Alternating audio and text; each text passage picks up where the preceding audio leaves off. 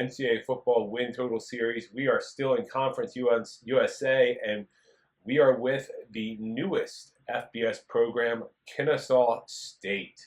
And Kennesaw State actually had some success at the FCS level. Back in 2017, they went 12-2, won their conference. They won their conference again in 2018, made the playoffs in 2019, and then won the conference again in 2021, hanging out in the Big South. They joined the ASUN in 2022, and they're prepped to jump up a level, go 5-6. And then last year, they were an FCS independent. And let's talk about last year. Opens up with a win against Tusculum, that is a Division II school. And then they lose at Chattanooga, lose to Furman, at Tennessee Tech, at Charleston Southern, and against Tennessee State. They beat Lincoln, California, October 28th. That is not like they play in the NCCAA. They're not even an NCAA team. November 4th, they lose at Sam Houston. And then finally, November 11th, they beat Virginia Lynchburg University. Not Lynchburg University, the Division II for University of Virginia Lynchburg. And so it was a 3-win season under Brian Bohannon. Brian Bohannon now going into his 10th year as the Kennesaw State head coach. And Kennesaw State lost a lot. They lost their quarterback. They lost their top wide receiver. They lost defensive ends. They lost an offensive tackle. They lost their tight end. And so they're doing a lot of replacements. Starting at quarterback, they have a lot of work to do. So they only have 2 quarterbacks right now on the roster. Davis Bryson is the leader in the clubhouse. He was 2 of 11 passing last year for 53 yards. But he's a dangerous runner.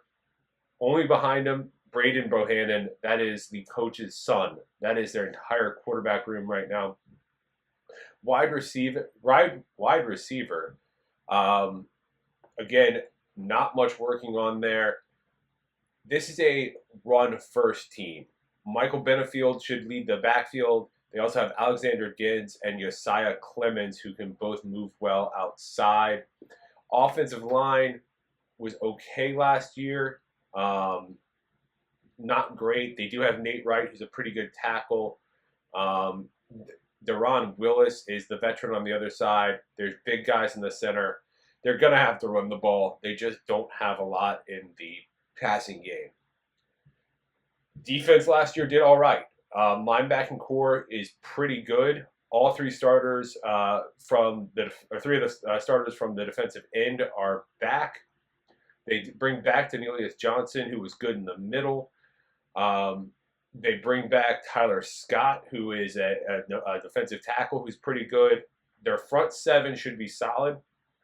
The secondary does lose Dontrell Morris, who was their top guy, but they bring back Sidney Porter, and they have some new corners coming in. Overall, though, it's not a defense that's going to create a lot of turnovers. They should be a solid tackling defense, but not the best overall.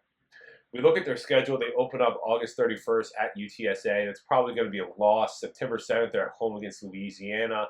September 14th at San Jose State. Most likely, they're 0-3. They have the bye on September 21st, and then they're back home September 28th against UT Martin. That should be their first win of the year.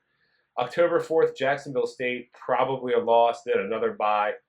At Middle Tennessee State, October 15th on a midweek game. That's going to be a loss. And then just a brutal back-to-back. October 23rd against Liberty, then at Western Kentucky. The 9th, they play at UTEP. Then they get Sam Houston at home. That might be a win. They also get FIU at home, which might be a win. And then at Louisiana Tech, they're missing New Mexico State, which I think if they had gotten them at home would have been their best shot for a win. I think the only sure win on the schedule is UT Martin. I also think this team should be able to sneak one more win at home. Maybe it's Sam Houston, maybe it's FIU. I don't see them getting 2 more wins, 2 more upsets.